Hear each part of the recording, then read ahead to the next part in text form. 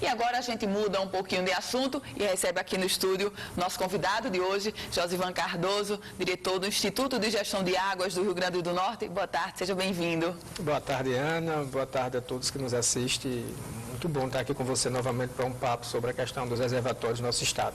Alegria nossa. Josivan Cardoso, qual é a realidade hoje dos reservatórios de água do estado, inclusive porque o período de chuvas terminou? Nós estamos com aí 45% dos reservatórios em estado de volume morto. Isso quer dizer, o reservatório ele é construído e possivelmente ele verte, ou seja, a água naturalmente, quando ele tem um determinado volume, sai por uma comporta natural.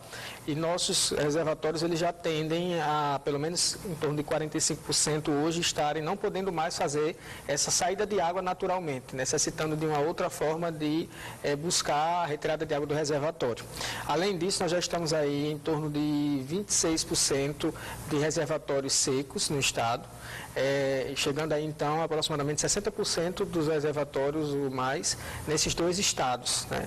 Até o meio do ano que vem, nós também estaremos aí com mais 20% entrando nesses dois estágios e realmente ficando em um estado, como já está, em uma situação de muita tensão e crítico do ponto de vista do quantitativo de água existente nesses reservatórios, Ana.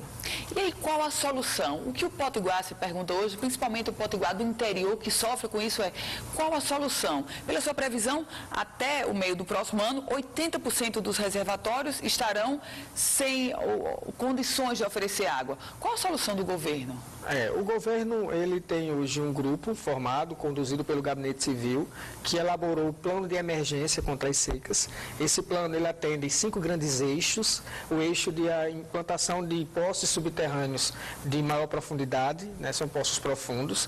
Nós estamos aí com a parceria, inclusive, próximo já de fechar com a Petrobras, também nos ajudará a fazer algumas perfurações de poços profundos. É um convênio que está sendo feito dentro desse plano, entre o Instituto e a Petrobras. Nós também temos aí a questão de implantação de adutoras emergenciais, como o caso da adutora de emergência que sairá ali do Armando Ribeiro Gonçalves, no caso Florânia, até Caicó, porque aí é uma das áreas mais críticas e iminência de um colapso maior e mais rápido, né, do ponto de vista principalmente da área urbana. A área do interior, dos pequenos reservatórios tiveram alguma recarga com as chuvas, os agricultores pequenos estão mantendo essa água, então está ajudando a manter. Nós estamos junto com eles num controle, num cuidado para que essa água seja usada com muita racionalidade e possa permanecer mais tempo, né, dentro desses reservatórios. Também tem a própria situação de perfurações de poços em área urbana e a operação vertente, que já está cadastrando carro-pipas para abastecimento em áreas urbanas de cidades que passam a ter aí um colapso com maior situação de maior frequência. Então, todo esse plano ele foi construído dentro de uma proposta emergencial, mas que também trará, né, claro, quando ele tiver com toda a sua implementação, uma estrutura para possíveis secas futuras, quando nós tivermos aí a saída dessa seca que vem assolando aí durante esses 5 anos. É um plano que tem uma certa robusto do que diz respeito à estrutura. No caso do Seridó, a cidade de Caicó, ela tem abastecimento, ela tem suporte de água até quando? Bom, ela tem um pouco ainda o Itãs, que a KKR consegue botar um pouco para operar, né? A gente tem aí, se ela continuasse operando agora com o Itãs, do jeito que está operando, a gente teria uns 2 a 3 meses à frente, porque o Itãs está com um pouco de 4% a mais, é muito pouco, mas consegue levar água para alguma parte da cidade.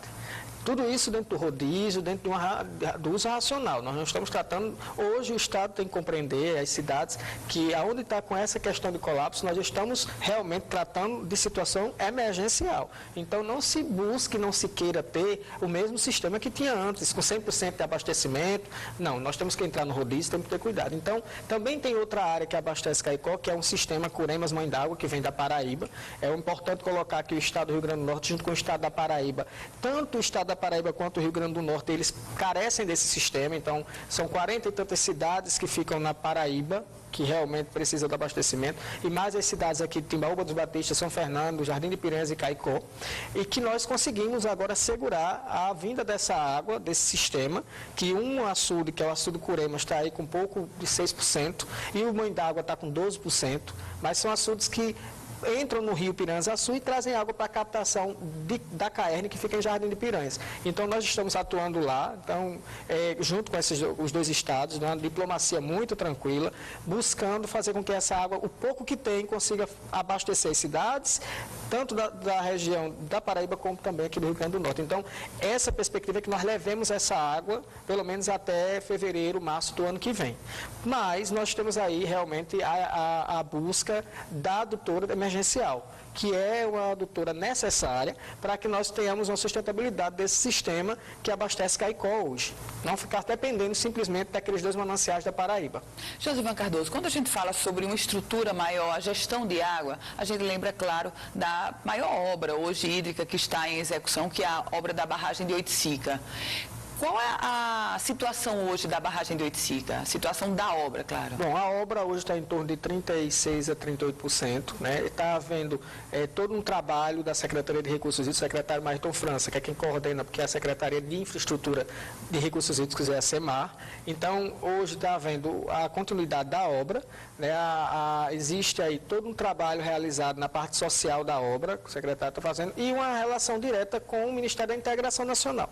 É importante colocar que a obra, o desembolso todo financeiro é feito através do governo federal e o Estado ele acompanha e faz a coordenação dessa obra. Então, ela representa para a região de Seridó uma envergadura muito grande, porque nós vamos ter aí uma acumulação de água superior a 600 milhões de metros cúbicos, que realmente poderá fazer com que construamos um circuito de relações entre mananciais menores naquela própria região e que possa dar suporte para uma sustentabilidade maior. Então, é importantíssimo que essa obra realmente seja concluída para o Estado.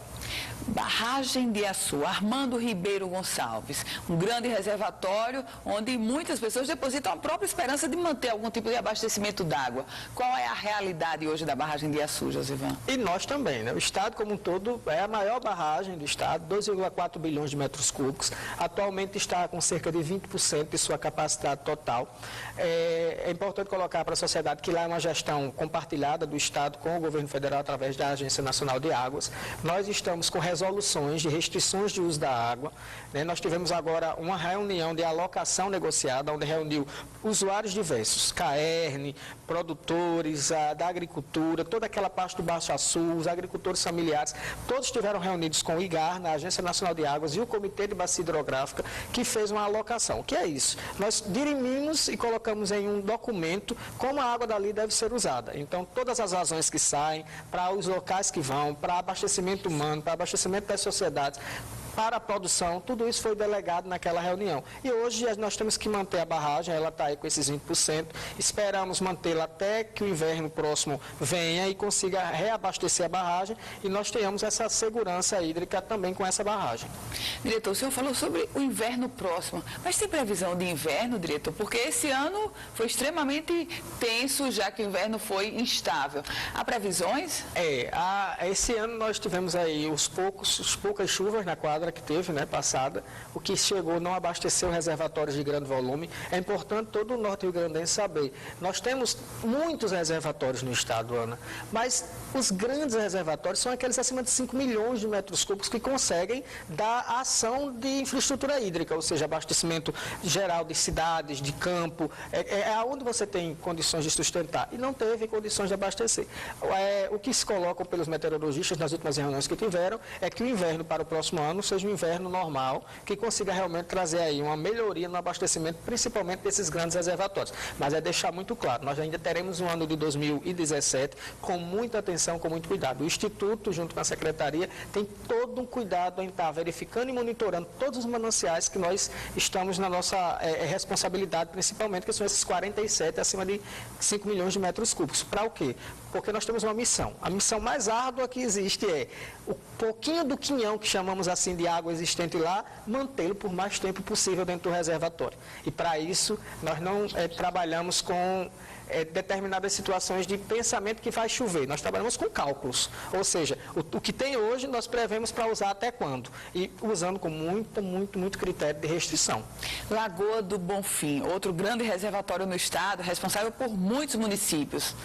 Tá bem? Tá, nós estamos com a Lagoa do Bonfim. A Lagoa do Bonfim abastece o sistema Monsenhor Expedito, que leva para 32 cidades do estado, né, 32 municípios.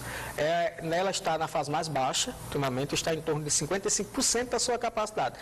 Quando você olha para outros reservatórios, você vê que ela tem uma capacidade ainda, né, mas o volume dela não é tão grande, né? Então, nós temos a condição de estar monitorando, como estamos monitorando agora. Nós monitoramos a lagoa do ponto de vista de quantitativo, instalamos novas réguas na lagoa, é importante que a população saiba, é preocupação nossa, mas é impossível paralisar um sistema que abastece 32 cidades, até porque não tem outro suporte, né? Nós já construímos poços, a Secretaria de Recursos Hídricos, a própria CAERN opera esse sistema todos, em conjunto desse sistema, para que tire menos água daquela Lagoa do Bonfim.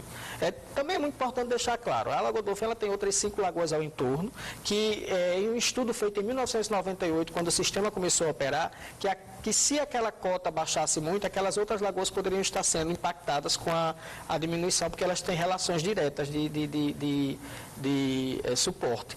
Nós também estamos iniciando um processo de discussão, convidando os órgãos e as entidades que fazem parte daquela região, para novamente fazermos essa atualização e saber a situação real daquela lagoa. Mas é importante colocar uma lagoa de muita atenção do Estado e principalmente do sistema que abastece essas 32 cidades. Diretor do Instituto de Gestão de Águas do Rio Grande do Norte, Josivan Cardoso, muito obrigada por seus esclarecimentos aqui no RN Acontece. Sempre é muito bom estar com você aqui discutindo e a gente que agradece aqui a oportunidade, sempre à disposição aqui para vocês. Obrigada, Josivan. Se você quiser rever essa entrevista completa, é só acessar www.politicaemfoco.com, um site especializado na política do Rio Grande do Norte e do Brasil. O RN Acontece vai ficando por aqui.